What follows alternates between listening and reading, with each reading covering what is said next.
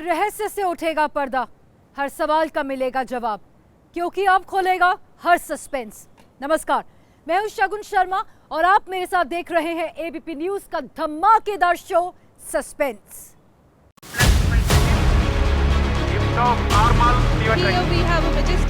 चंद्रयान रचेगा इतिहास, खुलेगा सबसे बड़ा राज।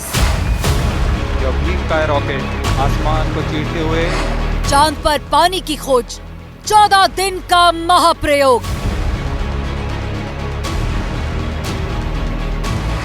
साउथ पोल का अंधेरा, चांद पर सबसे बड़ा खतरा। चंद्रयान 3 की अग्नि परीक्षा, चांद के 14 सस्पेंस।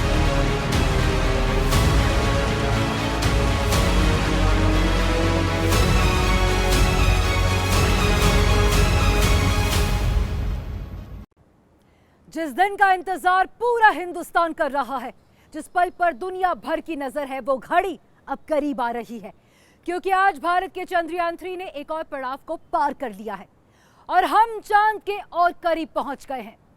और अब सिर्फ 5 दिन बाद चंद्रयान 3 अपनी मंजिल पर पहुंच जाएगा। 5 दिन बाद भारत चांद पर नया इतिहास रचने वाला है। पहली बार भारत का चंद्रयान चांद के कई रहस्यों से पर्दा उठाएगा। लेकिन कैसा रहस्य? चांद की सबसे बड़ी पहेली क्या है? इन्हीं सवालों के साथ आज मेरे साथ देखिए चंद्रयान 3 की अग्नि परीक्षा और चांद के 14 suspense.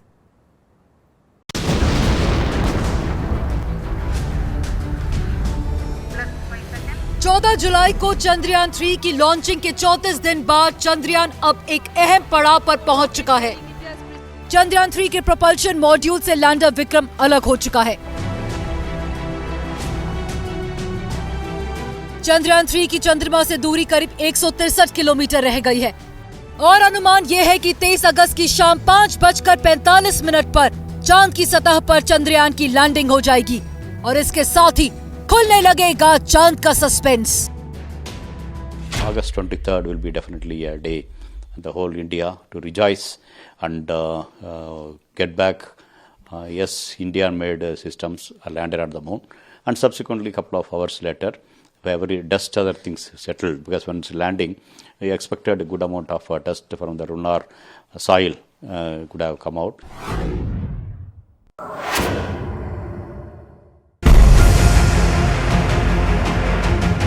Chandrayaan 3 propulsion module lander से अलग होने के बाद चंद्रमा के ऑर्बिट में रहेगा और चंद्रमा की कक्षा से ही वो रेडिएशन की स्टडी करेगा।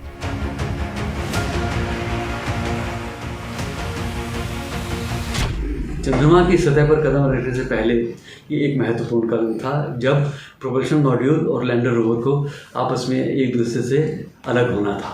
तो वो अलग होने की प्रक्रिया आज दोपहर करीब 1:15 बजे के आसपास संपन्न हो गई। इस प्रक्रिया में जो है अपने आप में काफ़ी जो है वो नाजुक है, क्योंकि जो दोनों जो यूनिट्स हैं चंद्रयान 3 की, ये आपस में एक्सप्लोसिव बोल्ट्स के जरिए जुड़ी हुई थी।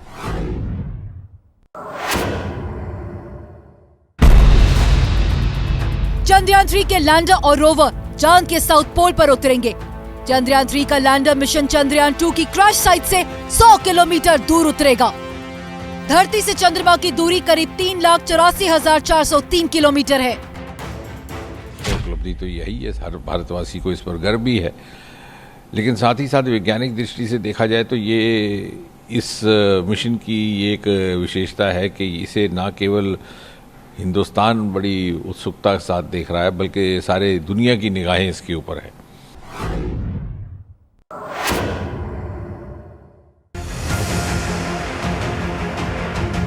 चांद का सिर्फ 59% हिस्सा ही धरती से दिखता है। ये चांद का दक्षिणी ध्रुव है। चांद के इस हिस्से में सूर्य की किरणें तिरछी पड़ती हैं। तापमान बेहद कम होता है। तापमान -180 डिग्री सेल्सियस तक पहुंच जाता है।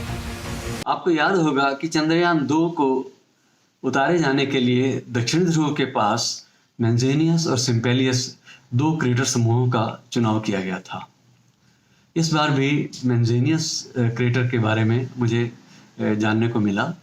दक्षिण ध्रुव का ये इलाका ख़ास तौर से इसलिए महत्वपूर्ण है कि वहाँ सूर्य की किरणें तिरछी पड़ती हैं और वहाँ पानी के पाए जाने की संभावनाएं ज़्यादा हैं।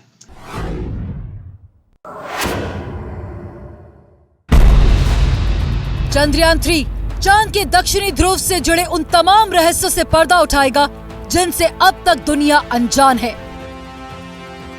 अंधेरे में डूबे चांद के साउथ पोल पर उतरने के बाद चंद्रयान 3 का रोवर चांद की सतह की तस्वीरें भेजेगा। चांद की मिट्टी की जांच करेगा, चांद के वातावरण की रिपोर्ट देगा, चांद पर मौजूद खनिज खोजेगा। मिशन के जरिए इसरो ये भी पता लगाएगा कि लूनर सरफेस कितनी सिस्मिक है, यानी भूकंप संबंधित जानकारी भी ली जाएगी।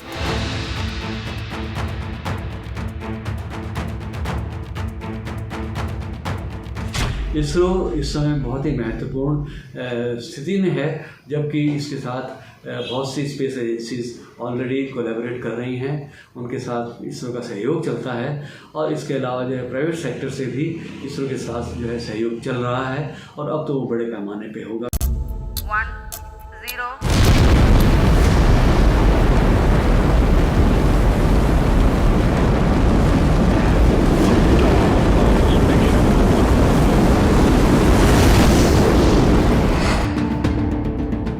चंद्रयान 3 चांद के दक्षिणी ध्रुव पर 14 दिन तक कई तरह के पेचीदा प्रयोग करेगा और साथ ही कई तरह की जानकारियां जुटाई जाएंगी। मसलन ये चांद की सतह के निकट प्लाज्मा के घनत्व और समय के साथ परिवर्तन को मापेगा। चंद्रमा के ध्रुवीय क्षेत्रों के निकट वहां की सतह के तापनीय गुणों का अध्ययन करेगा। चंद्रमा के क्रस्ट और मेटल की संरचना को चित्रित करेगा। ये चंद्रमा की गतिकीय प्रणाली समझाएगा। यही नहीं, चंद्रमा की सतह से पृथ्वी से मिलते जुलते ग्रहों का पता भी लगाया जाएगा। चंद्रयान 3 जो मिशन है भारत के लिए बहुत ही खास है। उसका एक सबसे बड़ा कारण ये है कि चंद्रयान 2 हमारा पार्शियली सक्सेसफुल हुआ था, मैं कहूंगी, क्योंकि हमने जब उसको लॉन्च करा था हम ऑर्बिटर तक पहुंचे थे, लेकिन हम लैंड नहीं कर पाए थे प्रॉपरली। वो एक क्रैश लैंड हुआ था। तो अब जो चंद्रयान 3 मिशन है उसमें जहां तक मैं समझती हूँ, जितना हमने अभी इसरो से समझा है, वो ये है कि वो कोशिश यही रहेगी कि हमारा चंद्रयान 3 सॉफ्ट लैंड करे। तो बहुत बारीक सा एक कह सकते हैं डिफरेंस है सॉफ्ट लैंड और हार्ड लैंड में, जो कि चंद्रयान 2 के केस में हुआ था, वो हार्ड लैंड हुआ था, क्रैश हो गया था। ये सवाल हर किसी के जहन में कौंध रहा है कि क्या चंद्रयान चांद पर पानी की खोज कर पाएगा, क्योंकि चांद के साउथ पोल पर जहां चंद्रयान लैंड करेगा वहां पानी के मिलने की संभावना सबसे ज्यादा है। और अगर चंद्रयान चांद पर पानी तलाश कर लेता है तो इसके साथ ही एक बड़ा सस्पेंस खुल जाएगा। चांद पर पानी की तलाश को लेकर कई सालों से सस्पेंस बना हुआ है। अब तक की खोज में चांद पर पानी होने के कुछ अहम सबूत मिले हैं। भारत के चंद्रयान 1 के मून इम्पैक्ट प्रोब ने चांद पर पानी का पता लगाया था। बाद में अमेरिकी अंतरिक्ष एजेंसी नासा ने भी चांद पर पानी होने की पुष्टि की। कई वैज्ञानिकों का दावा है कि चंद्रमा पर अरबों टन पानी है। ये पानी चंद्रमा की सतह पर बिखरे कांच के छोटे छोटे मोतियों में कैद है। ऐसे क्रेटर्स हैं जहां सूर्य की रोशनी कभी नहीं पड़ती, तो वहां पानी जो है जमी हुई अवस्था में पता नहीं कितने समय से, अनादिकाल से वहां मौजूद है। पानी की मौजूदगी के बारे में और उसकी कितनी क्वांटिटी है प्रति टन के हिसाब से, वो जानना बहुत ही जरूरी है। चांद का वजन लगभग 81 अरब टन है। चांद का व्यास धरती के व्यास का केवल चौथा हिस्सा है और लगभग 49 चांद धरती में समा सकते हैं। चंद्रमा की सतह पर सूर्योदय और सूर्यास्त के समय धूल का गुबार मंडराता रहता है। ऐसा क्यों होता है, ये एक बड़ा रहस्य है। अनुमान है कि अणुओं के इलेक्ट्रॉनिकली चार्ज होने की वजह से ऐसा हो सकता है, लेकिन ये अंतिम सत्य नहीं है।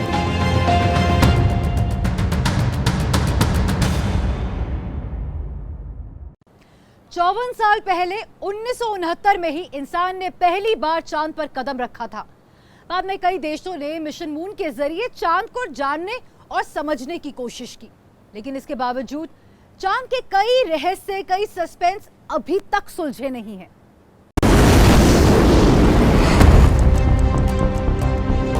जिस चांद पर चंद्रयान उतरने वाला है, वो चांद आखिर बना कैसे?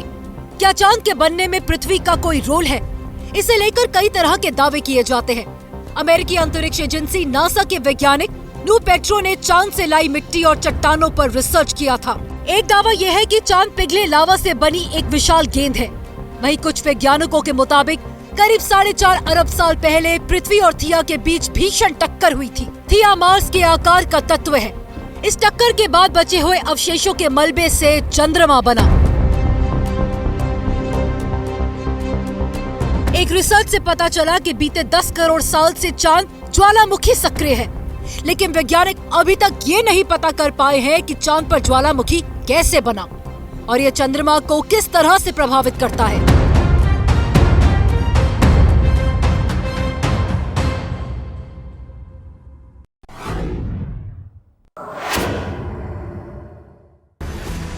चांद पर वजन कम हो जाता है क्योंकि चंद्रमा की गुरुत्वाकर्षण शक्ति पृथ्वी से कम है। सामान्य तौर पर चंद्रमा पर किसी व्यक्ति का वजन 16.5% कम हो जाता है। यही वजह है कि चंद्रमा पर संतुलन बनाना बेहद मुश्किल हो जाता है। कई फिल्मों में भी चंद्रमा पर उछलते कूदते अंतरिक्ष यात्रियों को देखा गया है।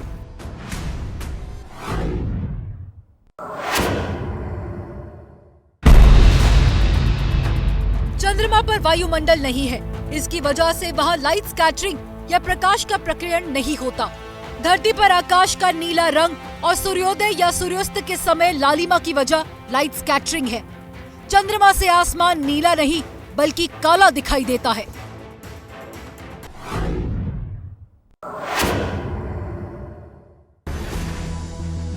और आखिर में चांद से जुड़ी एक दिलचस्प रिसर्च। स्विट्जरलैंड की यूनिवर्सिटी ऑफ बेसेल ने अपने एक अध्ययन में पाया कि चंद्रमा धरती पर रहने वाले लोगों की नींद पर भी असर डालता है। उनके मुताबिक अमावस्या के दौरान अच्छी नींद आती है, जबकि पूर्णिमा के समय नींद कम आती है। हालांकि अभी तक इस बात को साबित नहीं किया जा सका है।